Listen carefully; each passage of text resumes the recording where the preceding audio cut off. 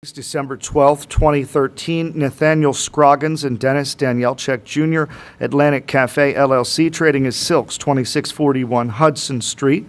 Mr. Danielchek has appeared here today with Mr. Previs, his attorney. He has requested a hardship extension, having ceased doing business on August 1st by his testimony. That will be approved. He's also requested to reopen the permitted premises after after being closed for more than 90 days. That's granted, as is the hardship extension. Now we turn to the request for expansion in this matter. Mr. Danielchek was granted a transfer of this license from Kevin Moore, who had it for about 20 years with some associates, and before that, for many years, it was called Lakewood Tavern, and it was Agnes Silk's place, and that's why it was called Silk's by Mr. Moore. Silk's was almost infamous in Canton as a small bar, again, one floor of one row house. Mr. Moore operated it from time to time. I cannot imagine that there was ever a complaint that came out of that location. Mr. Moore treated it like his home and didn't have dozens of people lined up there at any given time. So it was with no problem that we transferred those premises to Mr. Danielchek a year and a half ago, even though he had not had any experience with Baltimore City liquor laws. So what we've learned today is that Mr. Danielchek at some point started renovations after we approved him to open over a year and a half ago, and that he did operate the bar in accordance with the law to keep the license valid up until August 1st, 2013.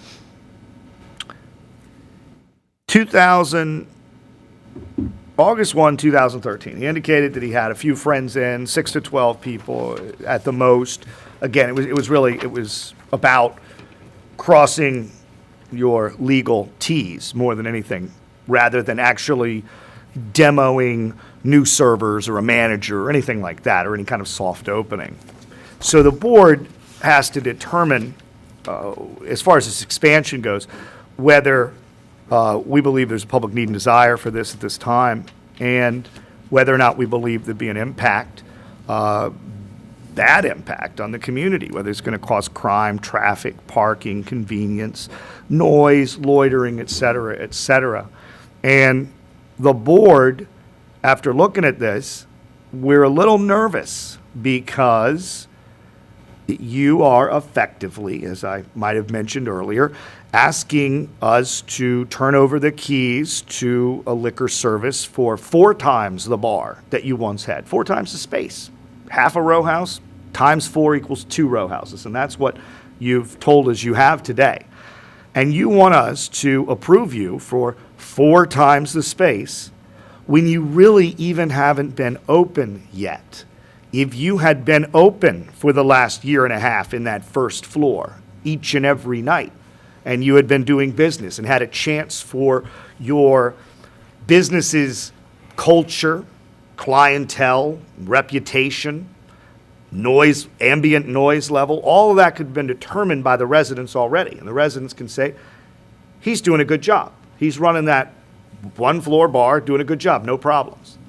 And then the board sees that you've been running that business for a year and a half with no complaints, and we feel a lot more comfortable about saying, absolutely, take the whole place over, expand. So what we have is we've given you this approval to do one thing a year and a half ago, and you really even haven't done that one thing yet, which is open a little bar.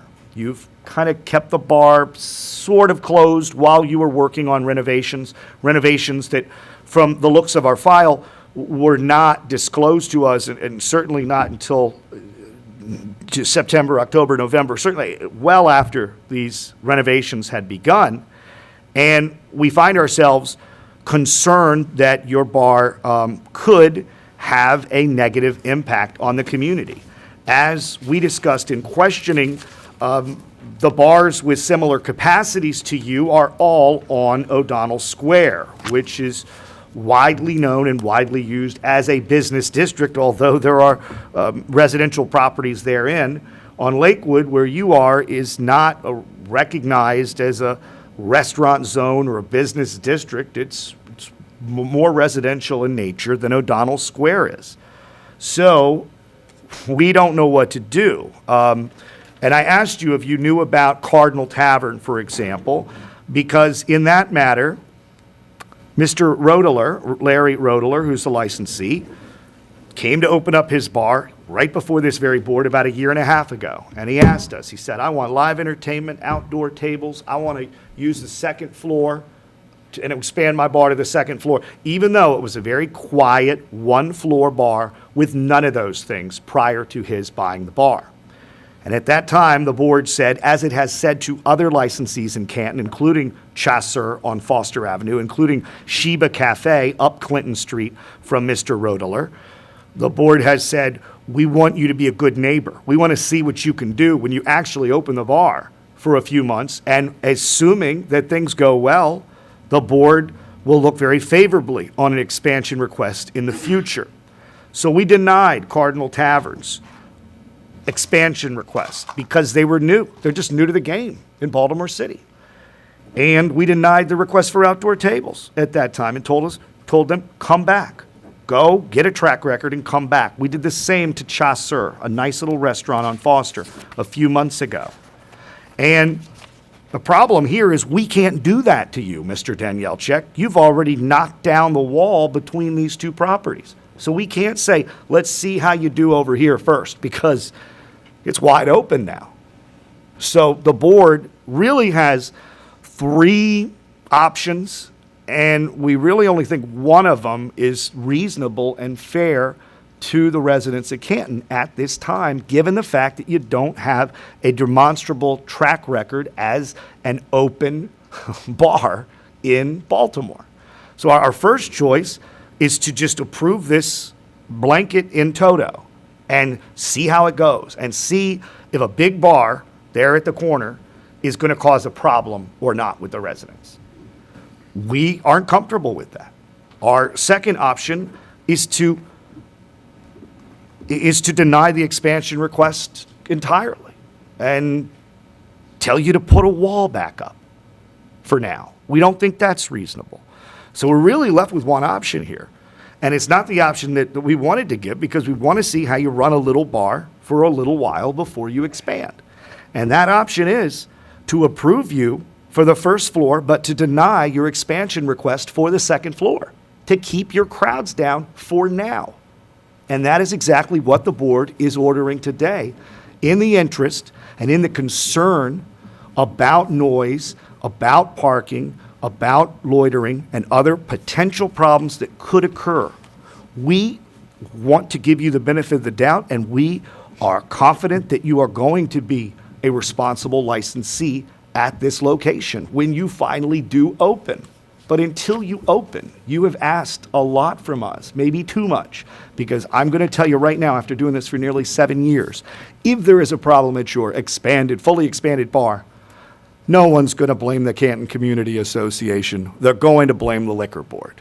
And that is why we, as you mentioned, Mr. Previous, an abundance of caution, that's exactly what we're doing here today. So let's be clear.